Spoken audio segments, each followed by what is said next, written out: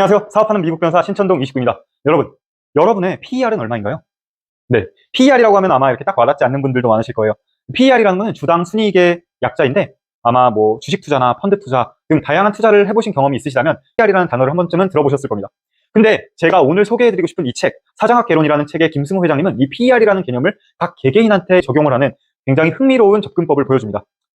제가 이렇게 사업을 하면서 궁금했던 부분들을 많이 해소할 수 있었던 책이기에 오늘 이렇게 저희 구독자님들한테 소개해드리고 싶은데요. 제가 이 책을 진짜 정말 좋아하는 형이랑 이렇게 식사를 하다가 그 형이 김승호 회장님의 새로운 책이 나왔다더라. 지금 구매하면 뭐 친필 사인도 넣어준대 라고 하길래 그날 가면서 바로 구매해서 읽어본 책입니다. 제가 오늘 이 책, 이 사장학 개론에서 구독자님들한테 전해드리고 싶은 이야기는 크게 세 가지인 것 같아요. 우선 첫 번째, 당신의 PER은 얼마인가요?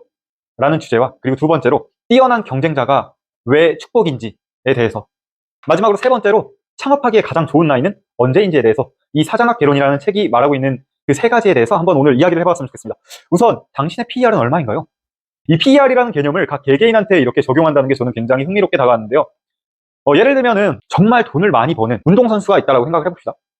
근데 그 운동선수는 지금 1년에 뭐 100억, 1000억을 번다고 하더라도 운동을 그만두는 순간 이제 수입이 없어지게 되겠죠. 그러면은 그 개념으로 봤을 때 이제 김승호 회장님이 말씀하시는 바는 그 운동선수의 PER은 0이라는 거예요. 근데 뭐 내가 부동산을 갖고 있다던가 아니면 조그만 사업체를 운영을 해서 내가 일을 당장 그만두더라도 몇 년간은 생계를 유지해 나갈 수 있다. 그런 시스템이 만들어져 있다라고 하면은 이제 PER이 3에서 5 정도 된다라고 합니다.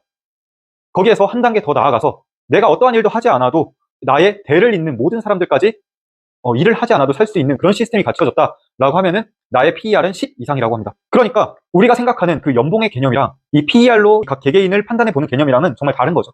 내가 지금 당장 정말로 일을 해서 많은 돈을 벌고 있더라도 내가 그 일을 멈추는 순간 그럼에도 불구하고 소득이 들어오는지가 정말로 중요하다는 겁니다. 지금 당장 얼만큼의 돈을 버는지가 중요한 게 아니라. 그렇기 때문에 이 김승호 회장님은 이 각 개개인의 PER을 파악하는 게, 거기에서 내가 메타인지를 가지고 내 PER이 얼마인지에 대해서 알아나가는 게 정말 중요하다라고 그렇게 이야기를 해주더라고요. 그래서 저는 독자님들한테 묻고 싶어요. 당신의 PER은 얼마인가요?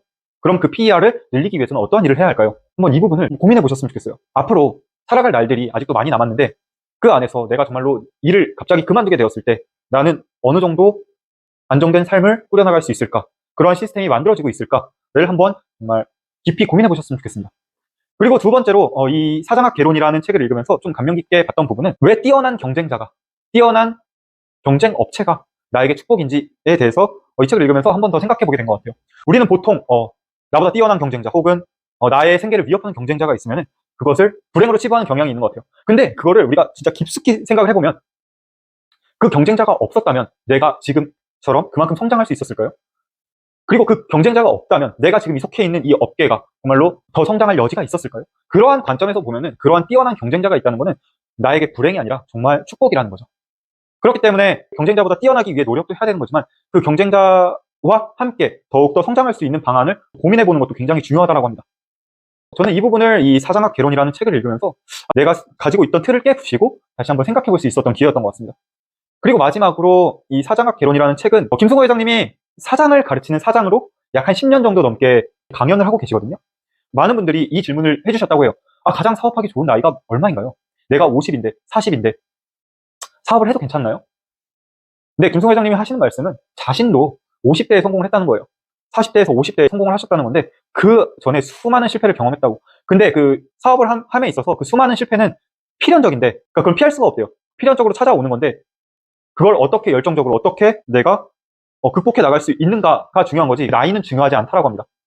그러면서 사례를 들어준 분들이 맥도날드 창업자 레이 크룩이라든지 아니면 자신이라든지 정말 뭐 50대, 60대에 도전을 해서 우리도 이름을 알 만큼 그 유명한 그러한 사업가들의 사례를 말해 주더라고요.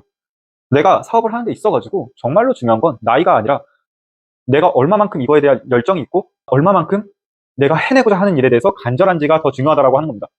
그래서 저는 이 부분을 읽으면서 이제 굳이 지금 이 사장학 개론이라는 책을 독자님들한테 소개해드리면서 이 얘기를 하는 이유는 혹시나 이제 내 삶에 있어가지고 뭔가 변화를 주고 싶고 내가 지금 사는 방향에 있어서 뭔가 잘못된 것 같은데 라고 생각을 하지만 변화가 두려워서 실천하지 못하시는 분들에게 이 이야기가 조금이나마 도움이 되었으면 하는 마음에서 이야기를 해드린 것 같아요.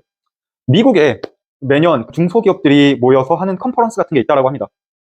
근데 그 컨퍼런스에 대부분의 기업의 CEO들은 돈을 목적으로 사업을 한 사람은 거의 한 5% 정도밖에 되지 않는다고 하더라고요. 자신의 자유를 위해서, 내 꿈을 위해서, 목표를 위해서, 대의를 위해서 그러한 다양한 목적을 가지고 자신만의 사업을 일으켜서 그것을 가꾸어 나가고 있더라고 하더라고요. 자신의 삶에 있어서 정체기가 오셨거나 또 무언가 큰 변화를 주고 싶어 하시는 분들이 계시다면 꼭 한번 이 책 사장학 개론이라는 김승우 회장님의 10년간의 강연의 집약체인 이 책을 한번 읽어보셨으면 좋겠습니다. 오늘도 이렇게 저의 책 리뷰에 함께 해주셔서 감사드리고요. 이번 한 주도 정말 행복하고 즐거운 한 주 되시길 바랍니다. 여태까지 신천동 29였습니다. 감사합니다.